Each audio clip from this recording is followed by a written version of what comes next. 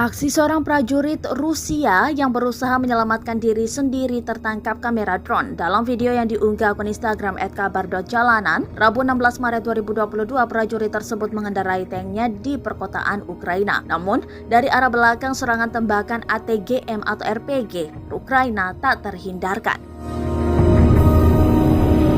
Meski berusaha kabur dengan kendaraan militernya, namun tembakan tetap saja mengenainya. Lebih dari 3 kali tembakan tersebut mengenai tank Rusia T-72B3 yang terbuat dari baja itu.